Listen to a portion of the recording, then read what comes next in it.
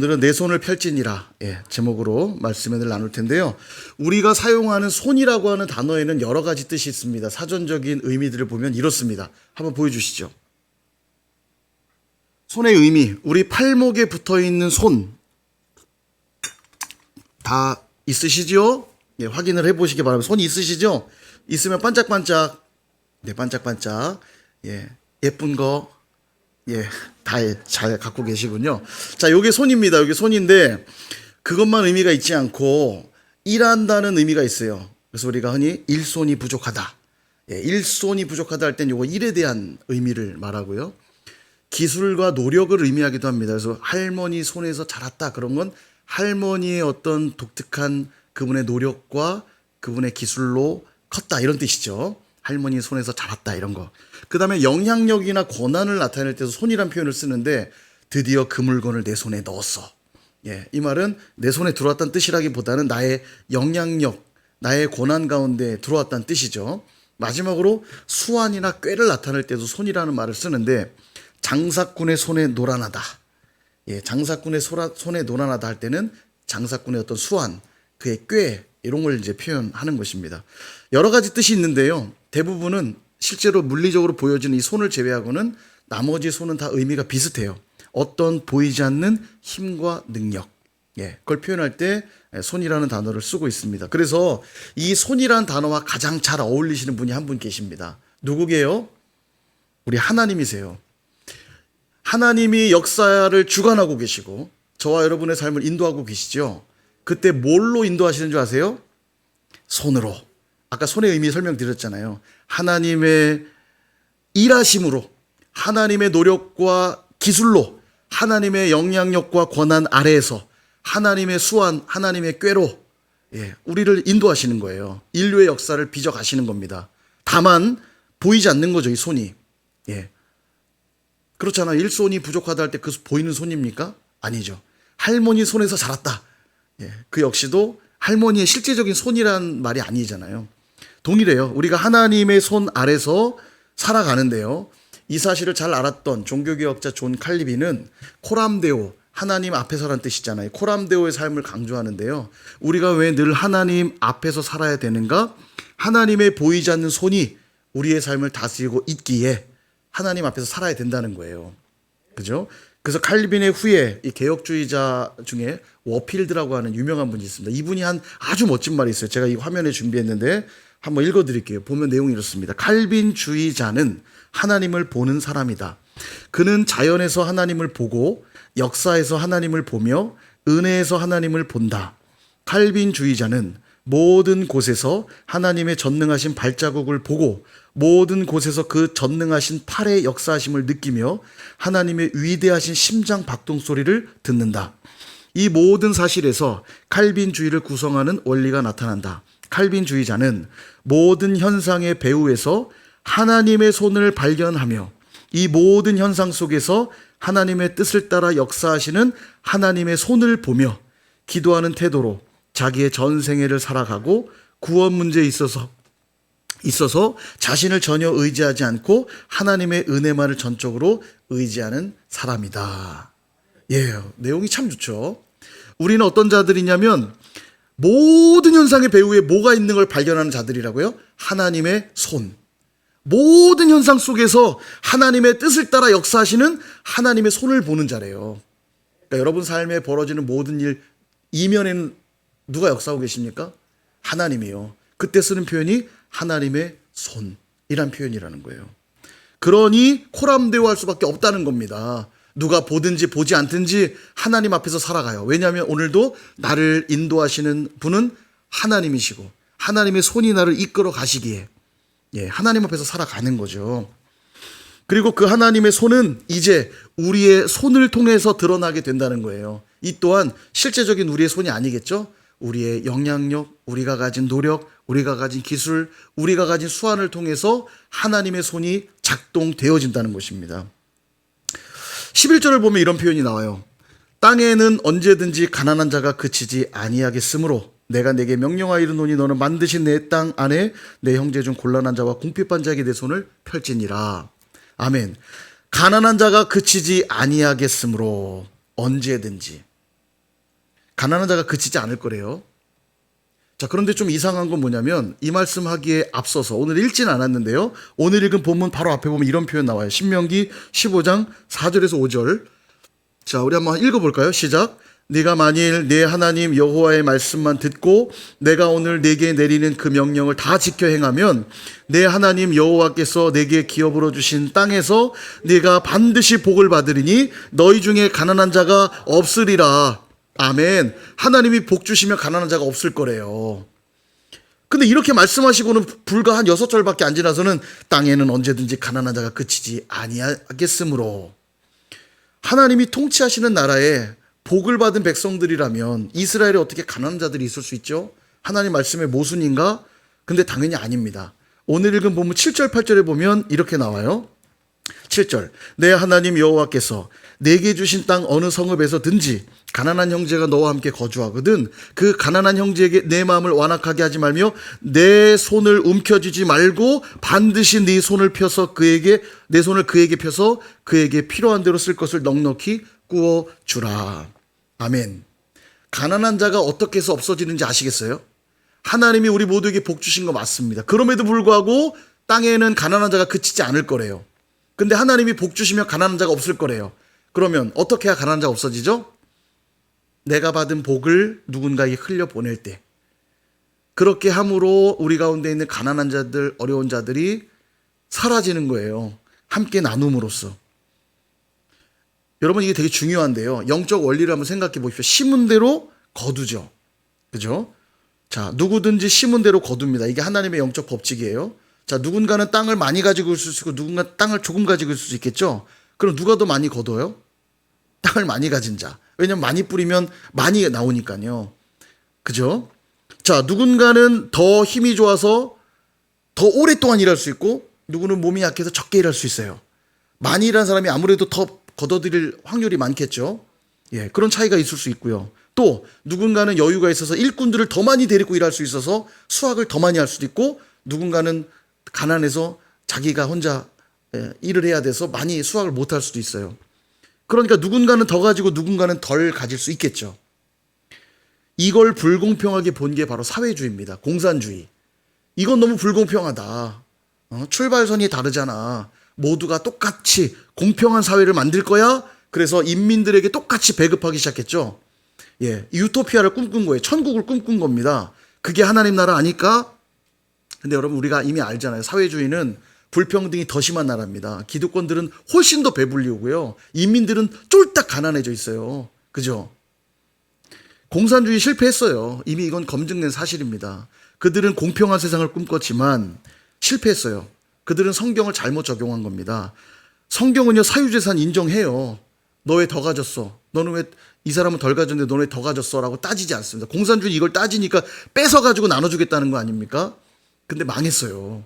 그건 성경적이지가 않아요. 성경은 사유재산 인정합니다. 하나님의 공평의 대목은 똑같이 나눠주는 것에 있지 않고 다 각자 다르게 갖지만 하나님의 공평의 대목은 어디 있다고 그랬어요? 마지막 수확할 때, 판단할 때 그가 많이 거둬들인 만큼 그 책임을 감당했는가를 물으신다고요. 많이 가진 자는 많이 물을 것이요, 적게 가진 자는 적게 물으시는 거예요. 하나님의 공평의 대목은 여기에 있는 겁니다. 더 가졌냐 덜 가졌냐는 중요하지 않아요. 그런데 하나님이 복을 주는 방식은 이것입니다. 개인에게 각각의 복을 주시죠. 아까 말씀드린 대로 누군가는 더 많이 갖고 누군가는 덜 가질 수 있어요.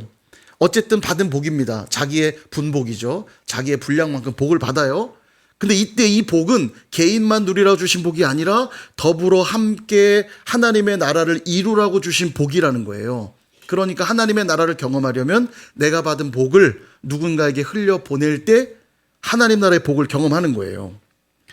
이게 하나님 나라의 복을 부어주시는 방식이라는 거예요. 똑같이 다 나눠줘서 똑같이 다 배부르게 해주시면 좋을 것 같은데 그렇게 안 하십니다. 왜 그렇게 안 하는가? 이따 말씀드릴 건데 제가 질문 하나 먼저 드릴게요. 그럼 열심히 안 벌고 나눠주는 걸 그냥 받기만 하는 사람이 더 좋은 거 아닌가요?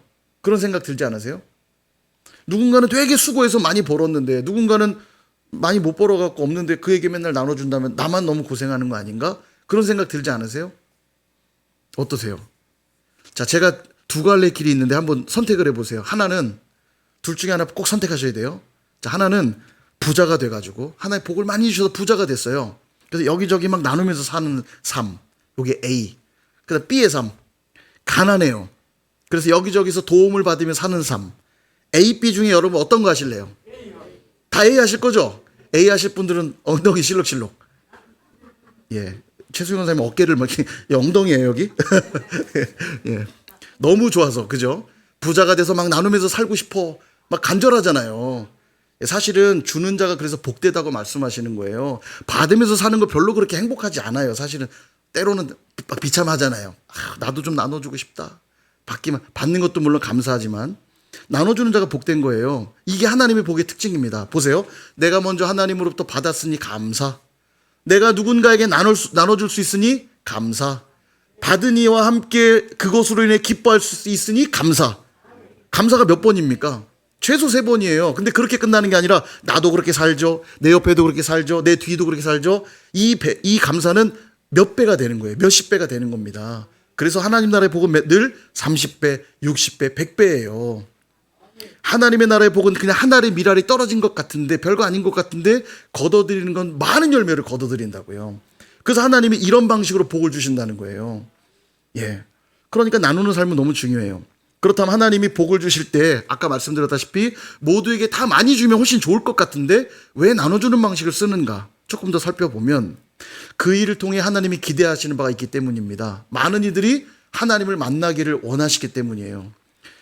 영생의 삶을 살아가기를 기대하시기 때문입니다. 다른 말로 하면 많은 이들에게 복음이 전파되기를 기대하기 때문에 하나님이 흘려보내는 방식으로 복을 주신다는 거예요. 누군가는 그 복이 흘러오는 걸 보면서 와, 우리 하나님 어떤 분이신가를 깨닫게 되고 느끼게 되는 거죠. 복음의 핵심이 뭡니까? 자격 없는 우리를, 아니 자격 없는 정도가 아니라 하나님과 원수되어서 죽어 마땅한 우리를 하나님은 당신의 아들을 내어주셔서 십자가에 죽게 하시고 누구든 그 예수를 믿는 자들은 구원하시기로 한 사건이 복음이잖아요. 이 놀라운 사랑과 은혜를 여러분이 구해서 받으셨나요?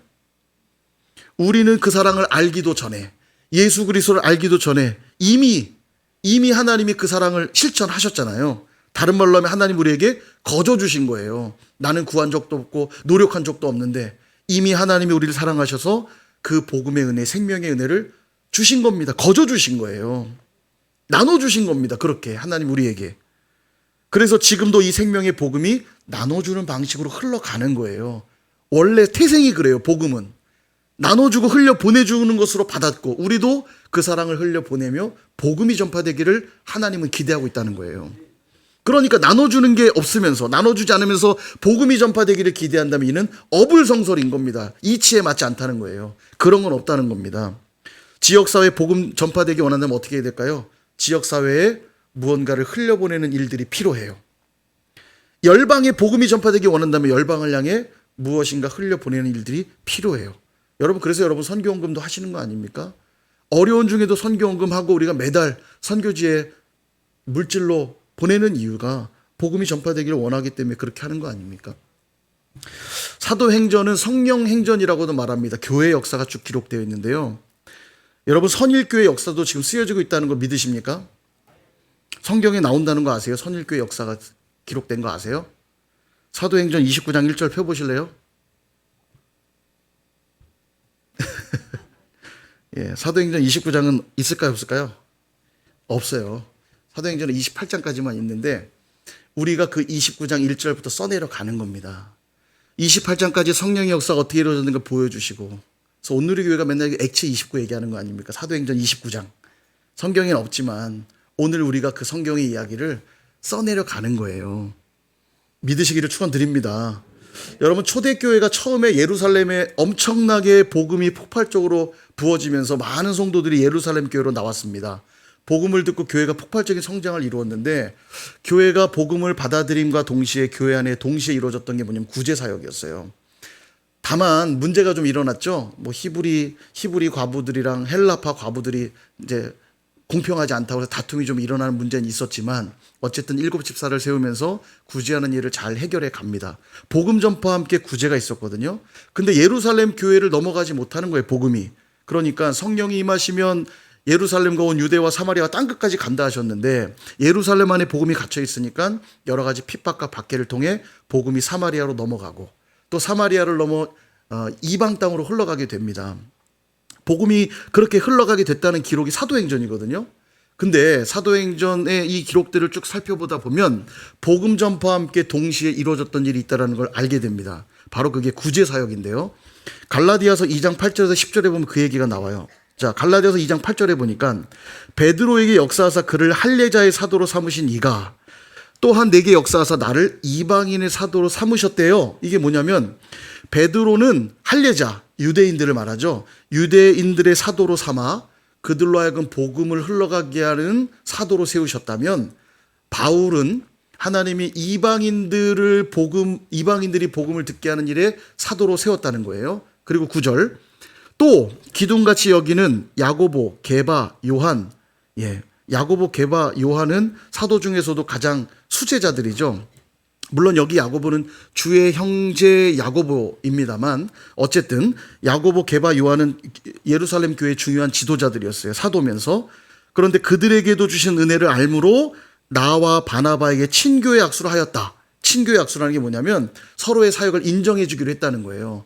예루살렘 교회 할례자들, 유대인들을 향해서만 복음이 전파되지 않고 아하, 이방인에게도 복음은 흘러가는 게 맞구나. 그래서 이방인에게 복음을 전하고 있던 바울 사도와 바나바에게도 친교의 약수를 하면서 너희들의 사역도 인정했다는 거예요. 그러면서 너희들은 이방인에게로 가고 우리는 할례자에게로 가리라. 서로 이렇게 정리를 딱 했다는 거예요. 그러면서 마지막 10절. 다만 너희들 이방인에게 복음 전해라. 우린 유대인에게 전할게. 다만 누구에게 전하든 우리 이것만은 같이 하자. 뭐냐? 우리에게 가난한 자들을 기억하도록 부탁하였으니 이것은 나도 본래부터 힘써 행하여 왔노라. 바울이 얘기하고 있는 거예요. 서로가 친교의 약수를 하면서 그래 너희는 이방인에게 전하고 우린 유대인에게 전할게. 다만 유대인이든 이방인이든 복음을 전하면서 우리 꼭 가난한 자들을 하나님 우리에게 부탁하셨으니 그들을 돌보는 일 힘써 행하자. 그리고 바울이 난 원래부터 계속 해왔거든. 그 얘기 지금 하시는 거예요. 그러니까 복음 전파와 함께 동일하게 있었던 게 구제사역이라는 걸 우리는 알 수 있죠. 왜일까? 구제하는 일이야말로 복음과 가장 닮아있기 때문입니다. 복음을 설명하는 최고의 방식이에요. 하나님이 쫄딱 망한 우리를 구제해 주셨잖아요. 그죠? 그래서 나누고 섬기면서 복음이 흘러가는 겁니다. 선교사님들이 지금도 복음의 불모지에 들어가서 복음 사역을 시작할 때 가장 먼저 하는 게 뭐냐면 구제 사역이에요. 가서 먹을 걸 나눠주고요. 물질을 나눠주고요. 옷을 나눠주면서 복음의 문을 열어가는 거예요. 그 나눠주는 사역을 통해서 복음이 무엇인지 감을 잡아가는 거죠. 그러므로 말로는 복음을 설명하고 있는데 구제와 긍휼 사역이 쏙 빠져 있다면 이것은 자칫 반쪽짜리 복음이 된다는 거예요. 복음을 통해 내가 거저받았다는 고백을 하는데 나는 누군가에게 거저주지 않는다면 반쪽짜리 복음이라는 거예요. 실제 여러분 그런 간증은 되게 많아요. 예전에 저도 교회에서 많이 봤는데 믿지 않는 집안인데 집안에 누가 돌아가신 거예요. 근데 이제 너무 미력한 집안이고 주변에 누가 아무도 없어서 친척도 없고 막 어려운 집이어서 교회에 부탁을 한 겁니다. 장례를 좀 치러달라고. 그러니까 교회는 또 장례 치를 때 하나 되지 않습니까? 또 이게 3일장 하면서 내내 하면서 같이 예배드리고 위로해주고 함께하고 마지막 하관하는 데까지 다 끝까지 따라가서 같이 예배하고 위로하고 여러분 그분들이 다시 교회를 나오기 시작해요. 그런 일들이 있어요. 아 이게 사랑이구나. 이게 복음이구나 맛을 보는 겁니다. 그 섬김들을 통해서요. 그 외에도 뭐 간증으로 하면 되게 많아요. 그런 나눔과 구제를 통해서 예수를 믿게 되는 그런 예화들이 굉장히 많죠. 그래서 오늘 우리도 역시 선일교회가 교회다운 교회로 가기 위해 복음을 전파하는 것과 함께 병행되어야 될 중요한 사역이 구제사역인데요. 오늘 복지라고 이름은 했지만 결국 구제사역인데 구제사역을 이루기 위해서 오늘 세 가지 오늘 본문이 주는 교훈으로 적용을 좀 해보도록 하겠습니다. 첫 번째는 악한 생각을 품지 말아야 됩니다. 악한 생각을 품지 말라는 얘기가 뭐냐? 계산하지 말라는 얘기예요. 계산하지 말아라. 9절 한번 볼까요? 삼가 너는 마음에 악한 생각을 품지 말라. 곧 이르기를 일곱째 해 면제년이 가까이 왔다 하고 내 궁핍한 형제를 악한 눈으로 바라보며 아무것도 주지 아니하면 그가 너를 여호와께 호소하리니 그것이 내게 죄가 되리라. 이게 뭐냐면 일곱째 해는 안식년이죠.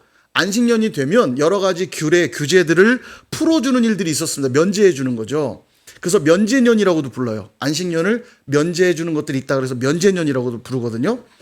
예를 들면 이런 겁니다. 동족이 부득이한 사정 때문에 돈이 없어서 누군가의 종이 됐을 수 있어요. 근데 안식년이 되면, 이 면제년이 되면 노예로부터 자유케 해주는 거예요. 풀어주는 거죠. 다시 본래 신분을 되찾게 해주거나, 혹은 빚진 자가 부채가 많은데 안식년이 되면, 면제년이 되면 빚을 탕감해 주는 거예요. 좋죠? 되게 좋은 제도죠? 그러니까 안식년에는 복음이 담겨 있는 겁니다. 근데 그러다 보니까 면제년이 다가오고 있는데 누군가 어려워서 도와달래요. 근데 그에게 돈을 꿔주면, 이거 탕감되게 생겼거든요. 이거 금방 면제년이 돌아오니까. 그럼 내가 이 돈 못 돌려받잖아요. 그죠? 그러니까 그에게 인색하게 굴거나 아예 도움을 주지 않는 일들이 자꾸 발생하는 거예요. 그렇게 하지 말란 얘기를 지금 구절에서 하고 있는 겁니다. 면제년이 다가왔다고 궁핍한 형제를 악한 눈으로 바라보면서 아무것도 주지 않는 일들을 하지 말아라. 만약 그렇게 한다면 그건 죄가 되리라. 이게 악한 생각이라는 거예요. 계산, 주판을 튕기는 거죠. 내가 돌려받을 수 있을까 없을까? 나한테 유익이 있나 없나? 계산하는 거가 하나님 앞에 악한 생각이라는 겁니다. 여러분 생각해 보세요. 어려움이라는 건 늘 총각을 다투거든요. 여유 있는 어려움이란 없어요. 늘 어려움은 총각을 다툽니다. 심지어 내 손가락에 가시가 하나 박혀도 당장 아픈 거지. 이게 내일 모레 병원 예약했다고 이틀 동안 안 아픈 거 아니잖아요. 이제 병원 꼭 갈 건데 뭐 까짓 거 뭐 가시 좀 박히면 어때? 아니잖아요. 당장 박히면 아무것도 못해요. 이 가시 하나만 박혀도요. 어려움이란 그런 거라고요. 병원이 예약이 돼 있다 해도 병원 가기 전까지, 이거 뽑기 전까지는 아픈 거예요. 돈줄이 막혀서 어려운데 내년에는 그 사업이 좋아진다고 지금 당장 어려운데 아무렇지도 않을 수 있나요? 지금 당장 어려운데 돈이 필요하잖아요. 그죠? 그러므로 어려움은 당장의 일이기 때문에 계산하지 말라는 거예요. 이걸 계산하기 시작하면 그게 악한 생각이고 굳이 할 수 없게 되니까 계산하지 말아라. 내게 돌아올 게 얼마지? 내가 손해보는 게 얼마지? 주판화를 튕기기 시작할 때 굳이 할 수 없게 된다는 겁니다. 이게 악한 생각이요. 그게 너에게 죄가 되리라. 그러므로 구제하는 일에는 뭐 하지 말아라? 계산하지 말아라. 계산하지 말아라. 기억하시기 바랍니다. 두 번째는 아끼는 마음을 품지 말래요. 아끼는 마음을 품지 말라는 게 뭐냐면 아까워하지 말라는 뜻입니다. 아까워하지 말아라. 구제의 핵심은 거저 주는 거라고 그랬죠. 예수님께서도 산상수훈에서 이렇게 말씀을 하셨습니다. 마태복음 5장 42절. 내게 구하는 자에게 주며 내게 꾸고자 하는 자에게 거절하지 말라. 그죠? 거저 주래요. 그럼 뭐 늘 손해보란 말인가? 이건 뭐 계속 거저 주면 나만 손해보라는 거 아닌가? 당연히 아니죠. 잠언 19장 17절에 이렇게 말씀하세요. 같이 한번 읽어볼까요? 시작. 가난한 자를 불쌍히 여기는 것은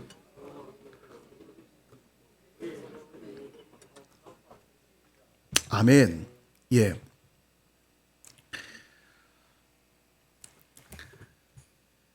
누군가에게 거저 주는 건 누구에게 구워드리는 일이냐면 우리 하나님께 구워드리는 일이래요. 그러니까 보상은 구워준 사람에게 받는 게 아니고요. 그는 어차피 가난한 자 아닙니까? 구워준 자에게 받는 게 아니라 우리 하나님께로부터 받는 거래요. 하나님이 갚아주시면 더 확실하고 더 풍성한 거 아닙니까?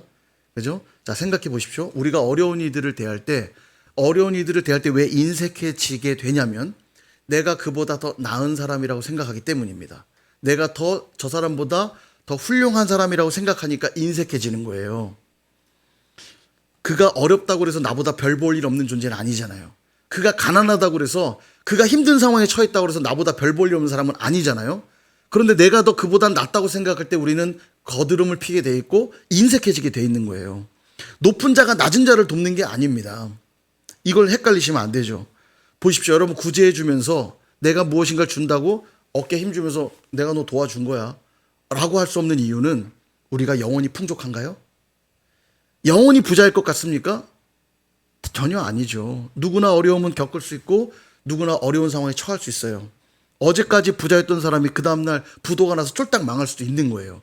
우리의 사정은 앞으로 어떻게 될지 몰라요. 그러므로 거저주라는 거예요. 그리고 그 거저주는 건 하나님께 구워드리는 것이므로 내가 어려움이 올 때 하나님은 또 누군가의 손을 통해 거저받게 하시는 거예요. 이 원리를 우리는 잊어버리면 안 됩니다. 그래서 이건 복음인 겁니다. 복음. 거저받기 때문에. 나도 누군가에게 복음을 주는 것이고 누군가도 나에게 내가 어려워질 때 누군가를 그들을 통해 복음을 듣게 하시는 거예요. 여러분 전에도 한번 설명드렸는데 중국 사람들이 그럽니다. 전 세계의 상권을 쥐고 있는 사람들 중에 하나가 유대인들이 그렇고요. 또 한 그룹이 중국 사람들이에요. 중국 사람들이 전 세계에 살지 않는 곳이 없는데 전 세계 어딜 가도 그 지역의 상권을 쥐고 있는 사람들은 다 중국 사람들입니다. 그래서 막 옛날 어르신들 뭐 뗏놈이라고 그래가지고 떼놈들이라고 막 이런 말들 많이 쓰셨죠. 예, 뭐 안 씻어서 뭐 떼놈이라고도 하는데 돈이 그렇게 많아요. 현금으로. 여러분 이 중국 가면요 설 명절 같은 때 폭죽 터트리거든요. 빵빵 그 왜 터트리냐면 터트려야 귀신이 나간대요. 이제 그 사람들의 믿음이죠.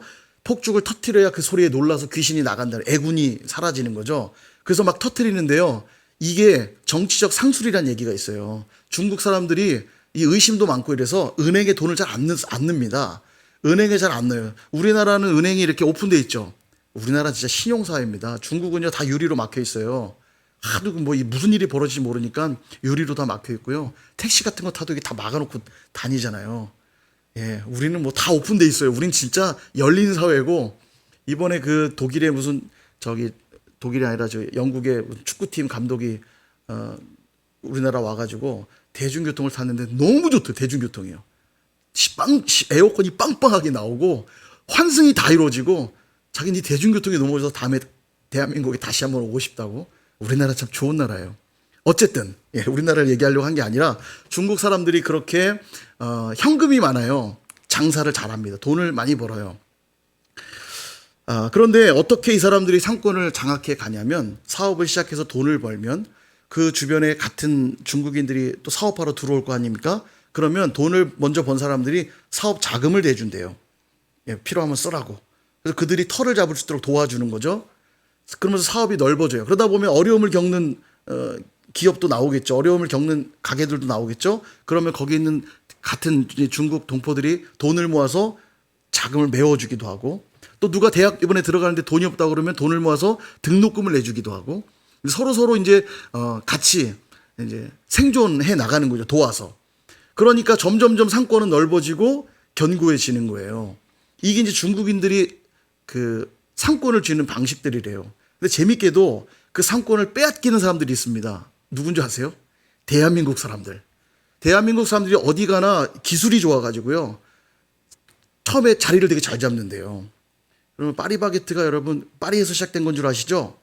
아니에요. 그 우리나라에서 시작된 거예요. 그 파리바게트 원래 그러니까 파리에는 파리바게트가 없어요. 근데 파리에 파리바게트가 들어갔다고 막 뉴스가 나고 그랬죠. 우리나라 그 정도로 실제로 미국 사람들이 빵을 먹고는 어떻게 이렇게 맛있게 빵을 만드냐고 그렇게 극찬을 한대잖아요. 파리바게트 빵을 먹으면서. 이렇게 대단하게 장사가 잘 되면 막 대한민국 사람 들어와요. 그럼 그들은 함께 더불어 연합을 해야 되는데 어떻게 하냐면 경쟁 상대가 됩니다. 한국 사람들은요. 막 경쟁해요.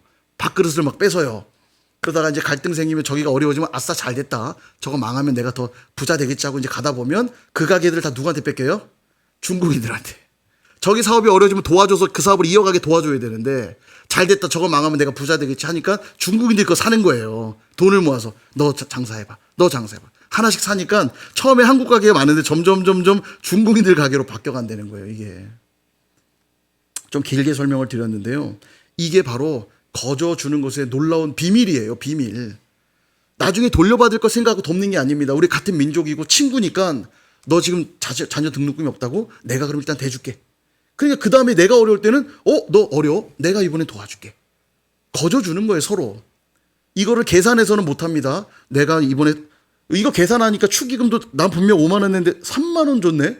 맨날 앉아서 이 주판을 튀기고 있는 거 아니에요? 예, 축복하면 더 많이 줄 수도 있고 어려우면 적게 줄 수도 있는 건데 우리 한국 사람들 방명록 다 확인하면서 금액 아씨 이거 승질났어. 안 왔어. 그 관계 다 깨지는 거 아닙니까? 그러니까요. 뭐 바쁘면 못 올 수도 있잖아요. 그렇게 이해하면 되는데 한국 사람 주판을 튕기는데 어떻게 이렇게 빠른지. 거저 주는 것에 되게 놀라운 축복이 있는 겁니다. 나도 살고 내 이웃도 사니까 더불어 함께 살아가는 거예요. 그러므로 구제할 때 기억해야 될 것 아까워하지 않으실 수 있길 축복합니다. 이거 아까워하면 구제를 못해요.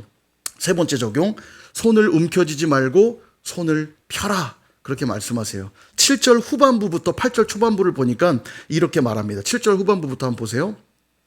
뒤쪽에 보니까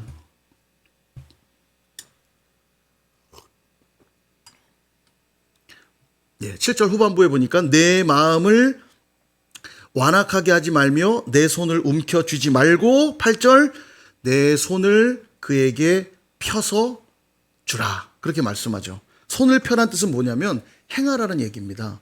손의 의미 아까 처음에 설명드렸죠. 행하라는 얘기예요. 하나님의 손이 우리를 다스리듯이 우리도 손을 편다는 건 내가 가진 능력, 내가 가진 기술, 내가 가진 영향력, 내가 가진 수완, 내가 가진 꾀, 모든 걸 가지고 누군가에게 행하라는 요구예요. 우리가 누군가를 도울 때 말로 위로할 수도 있고 말로 도움을 줄 수도 있지만 진정한 구제는 행동으로 나타나야 된다는 거죠. 야고보 2장 15절에서 17절에 보면 이런 말씀 나옵니다. 만일 형제나 자매가 헐벗고 일용할 양식이 없는데 너희 중에 누구든지 그에게 이르되 평안히 가라, 덥게 해라, 배부르게 해라 라며 그 몸에 쓸 것을 주지 않으면 무슨 유익이 있으리요? 이와 같이 행함이 없는 믿음은 그 자체가 죽은 것이라. 물론 말로 많이 먹어, 배부르게 해, 추우니까 따뜻하게 말할 수 있지만 진짜 믿음은 행함이 동반된다는 거죠. 먹을 걸 주면서 먹으라 하고 추울 때 몸을 따뜻하게 할 수 있는 걸 덮어주면서 따뜻하게 하라고 말해야 된다는 겁니다. 말보다 행동이 중요하다는 얘기예요. 행동이 얼마나 신속하고 겸손해야 되냐면 오른손이 하는 일이 왼손이 모르게, 오른손이 하는 일을 왼손이 모르게 하래요. 그러니까 얼마나 신속해야 되고 왼손이 모를 정도가 되려면 얼마나 신속해야 되고 얼마나 겸손해야 되는가.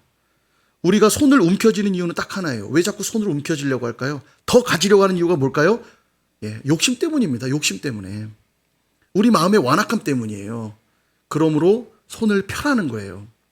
꽉 움켜쥐는 그곳에는 복음이 없기 때문입니다. 거기에는 십자가가 없어요. 하나님이 기뻐하시지 않죠. 당신이 정말 복음을 받은 자가 맞고 십자가의 능력을 믿는 자가 맞다면 당장 움켜쥐고 있는 그 손을 펴라는 거예요. 그래야 진정한 구제가 일어나고 거기에 복음이 담긴다 말씀하고 있는 겁니다. 말씀을 정리하려고 합니다. 사랑하는 선일의 성도 여러분, 우리는 교회입니다. 그렇다면 교회다워야 되겠죠. 교회다움은 뭘까요? 복음이 살아있는 교회이고 한 걸음 더 나아가 복음을 담은 구제가 있는 교회여야 될 것입니다. 구제사역이 이처럼 중요한데도 왜 교회들이 이 구제사역을 잘 못할까요? 그 이유는 이 구제사역이 당장 퍼주기만 하는 것처럼 보이니까 돈을 사용할 때 뒷전으로 밀리는 경향이 많기 때문이에요. 오늘날 교회들이 재정이 어렵다는 이유로 가장 먼저 줄이는 거 선교, 두 번째 구제. 이거부터 제일 줄인다는 거 아십니까? 사실은 복음의 가장 중요한 게 선교고 구제예요. 열방에 복음을 전하는 일, 어려운 이들을 돕는 일. 근데 왜 이거부터 줄일까요? 이거 그냥 갖다 버리는 것 같거든요. 이게 그냥 퍼주기만 하는 것 같고 돌아오는 유익이 없어 보이거든요. 그러니까 일단은 다음에 여유가 있을 때 하고 지금은 다른 것부터 합시다. 그러니까 교회가 자꾸 선교하는 일과 구제하는 일을 소홀히 하기 시작하는 겁니다. 그 교회가 아니죠. 오늘 성경에서 살펴본 대로 가난한 자들, 결핍이 있는 자들은 계속 있을 것이라 말씀하고 있잖아요.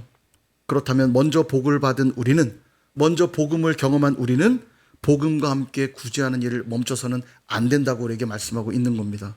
그게 오늘 선일교회가 존재해야 될 목적이기도 하죠. 언제까지 해야 될까요? 주님 다시 오실 때까지. 더 이상 복음을 전하지 않아도 되는 그날까지. 복음을 전해야 되는 날이라면 복음과 함께 구제하는 사역이 계속 되어야 된다는 것이에요. 또 그럴 때에만 그게 계속 복을 받아 누리는 길이 되는 겁니다. 우리 교회도 지금 재정이 참 쉽지가 않죠. 저도 참 마음이 무겁습니다. 그러나 괜찮습니다. 어렵다고 우리가 안 해서는 안 돼요. 우리의 분량만큼 하면 됩니다. 우리의 분량만큼 하면 돼요. 지금 뿌려지는 씨앗이 작다고 열매도 적은 게 아니에요. 한 알의 미라를 뿌린다 할지라도 많은 열매를 맺는다는 것을 여러분 기억하셔야 됩니다. 믿음으로 심는 일들을 우리가 해야 되겠죠. 오늘 복지위원회 헌신 예배로 드리는데 우리 복지위원회 안에는 장학팀, 구제팀, 경조사팀 이렇게 팀이 3개로 구성되어 있습니다. 경조사야 우리가 늘 있는 일이니까 경조사는 빼더라도 우리가 좀 집중해야 될 2가지 사역이 있다면 구제와 장학이 되겠죠. 자라나는 아이들을 위해서 그들이 잘 하나님 안에서 믿음으로 교육받을 수 있게 하는 일과 또 우리 안에 어려움 가운데 있는 분들, 물질적으로나 또 육신적으로나 어려운 분들을 돕는 일들. 여러분 이것은 우리가 꼭 해야 될 일이라는 거예요. 구제사역 하다 보면 말도 많고 탈도 많긴 합니다. 그렇다고 문제가 있다고 아예 안 한다면 구더기 무서워서 장 못 담그거나 똑같은 거잖아요. 구더기 생길 수 있지만 그래도 그 맛있는 장을 담궈 먹어야죠. 그죠? 예, 구더기도 안 생기면 더 좋고요. 그래서 도움을 받는 이가 됐든 도움을 주는 이가 됐든 세 가지를 꼭 기억하시고 적용하면 좋겠어요. 첫 번째, 계산하지 말고. 두 번째, 아까워하지 말고. 세 번째, 말만이 아닌 행동으로서 이 사역을 감당할 수 있기를 축원드립니다. 복지위원회에서 앞으로 혹시라도 사역들이 이루어질 때 여러 가지 복지 사업들을 위해서 어떤 일들을 할 때 적극적으로 동참해 주시기를 부탁을 드리고요. 함께 힘을 모아 주시기를 부탁드립니다. 그래서 지금 1차 목표는 9월경에 어쨌든 뭐 많든 적든 대상자를 선정해서 구제하는 사역들을 진행해 보고자 합니다. 기도해 주시고 이 일들이 있을 때 적극적으로 참여해 주시기를 부탁드립니다. 아무쪼록 선일교회를 통해 더 많은 이들이 복음을 듣게 되고 또 도움을 얻어 회복되는 역사가 일어나게 되기를 주님의 이름으로 축원드립니다.